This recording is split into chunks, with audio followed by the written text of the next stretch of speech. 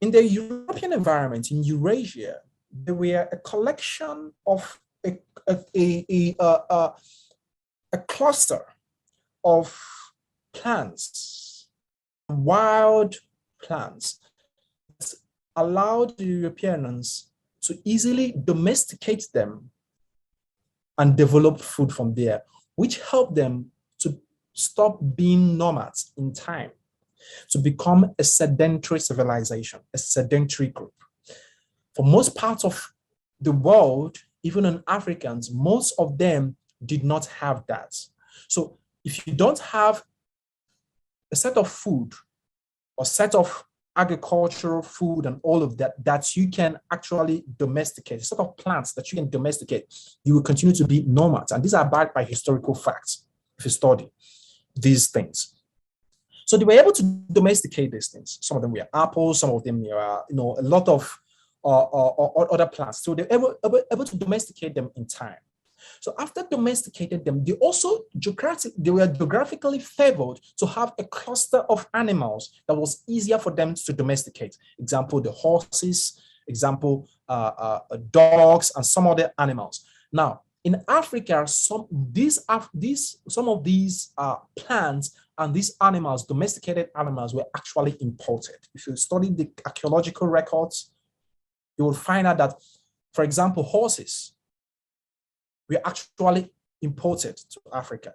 They were actually pushed into Africa to the Europeans. What was more prevalent in Africa was zebra. And zebra is not an animal that can be domesticated. It cannot be domesticated because it's very irascible and unpredictable. So majority, some of these we are not able to be domesticated. Now, whilst in Europe, they had a cluster of these animals that was easy for them to develop, to domesticate. So once they domesticated these animals and these plants, they were able to become a sedentary culture. They developed a sedentary culture that allowed them to develop kingdoms, to develop empires, and from there developed a large civilization that was very powerful. Now, something also played into this. As they developed, their communities were always at war with each other because of the struggle with resources. And now, historical records have found out that any civilization, any part of the world where you have people always competing against each other, the level of the propensity for innovative technologies to be developed in those areas are much higher than in an environment where there is relatively peace and the communities are more sparsely dispersed from each other. In Africa, in most parts of sub-Saharan Africa, and in some other parts of Australia and all of that, that was the case. So because of the close competition that was within these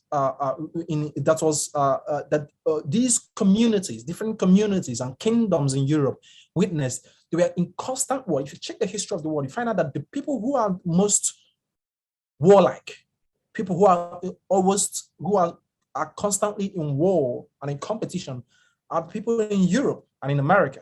Of course, you see that even up to today. So you find out that because of that level of competition between them, they have the higher propensity of developing this technology, and getting really sophisticated by them. And other neighboring communities, amongst them, of course, you know that once technology develops, it is easier. Two ways a technology is developed by a society.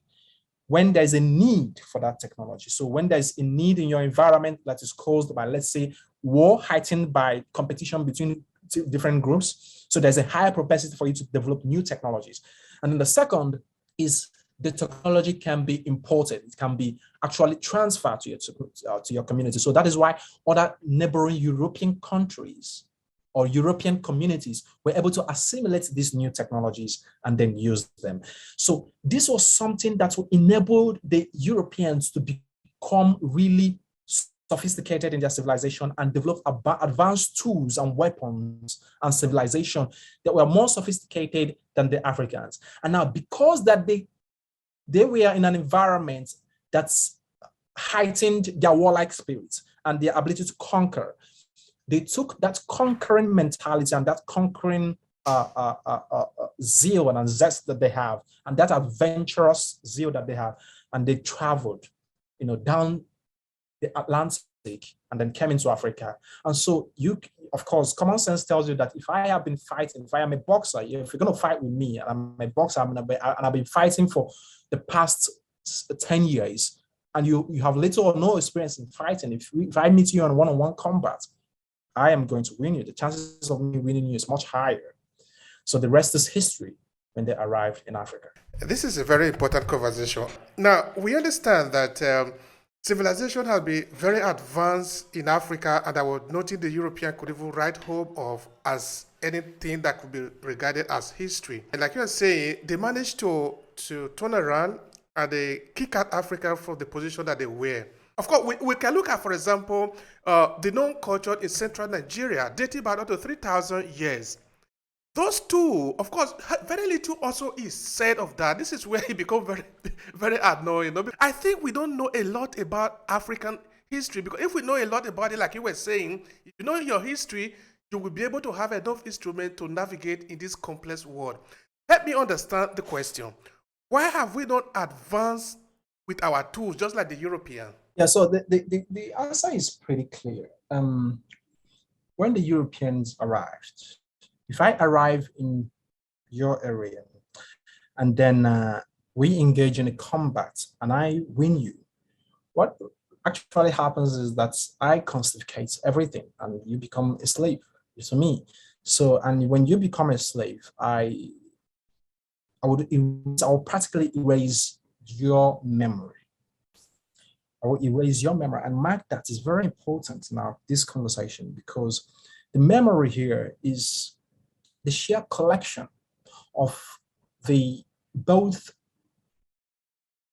the cultural heritage, and which is a collection of all the memes. Meme here is the collection of all the thoughts and all the experiences that people have articulated, and which is also encoded and built into their tradition, built into their language, built into their artifacts, built into their mode of dressing and every other thing.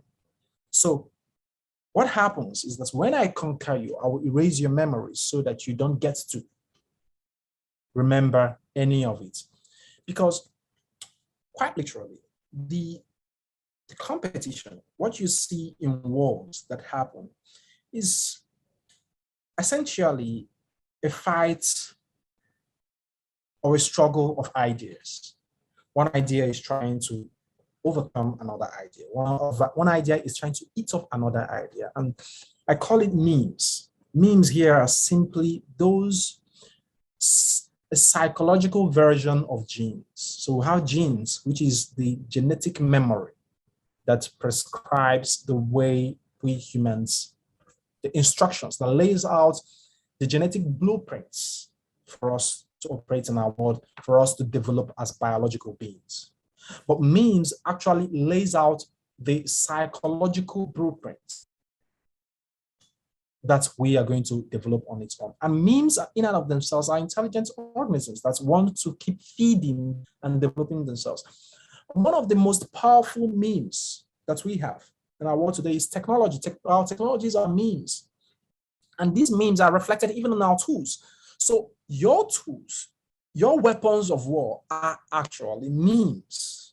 They are ideas that have been built, that you have developed, that's built into your own system, that you developed, as that projects both your identity, who you are, your history, and actually where you're going.